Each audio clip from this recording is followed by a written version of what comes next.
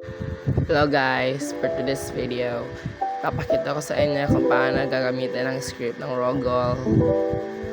Ayun, sa mga gustong mag-farm dyan na napapagod na, ayan, this is for you.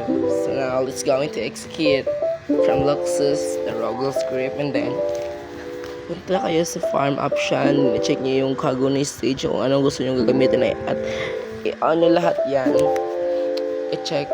Kasi nakalimutan yung balikan, kaya ini-check ko lahat din. Punta din kayo sa training, start nyo yan para naka-auto training yan, and then sa miss, yung Kaguni, then yung sa boss, siya na yung gagamit ng mga skills para di na kayo magagamit. At naka-auto quest rin yan, naka-auto cash out the pera nyo na po, then siya na po yung bahala. Tsaka ang swerte ko dito, lahat ng boss nandito, pati yung, pero hindi ko na pinalagan yung Kiago sama kasi nahirapan ako eh. Kunti lang dapat itong ilagay ko sa video, pero hindi ko na lang yung tinuloy kasi alam nyo na, for only short videos lang to. Yeah.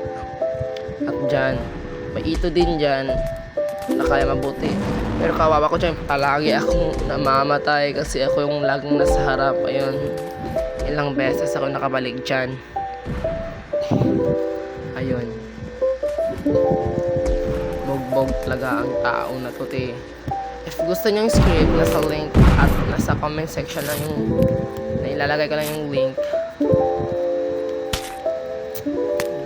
Yan, mas madali lang yan. Yung dalawang boss ko pa lang nakapag 1.5 na ako ng pera at yung 300 RC na ako. Yan, kasi ang bilis lang talaga. Bang, ang bilis. Check muna natin yung task kung ilan. 14, need to kill 14. So, dalawa na yung kulang for the gold. Diyan, yun yung Kakiagawasa. Ayun, pwede ko na yung pinalagan kasi alam naman natin yun, i-off ko na lang para di ko na ako mapunta sa mga boss. Ulit ko na lang yung quest, yung task ko sa Augury members. Dalawang kulang na lang kasi.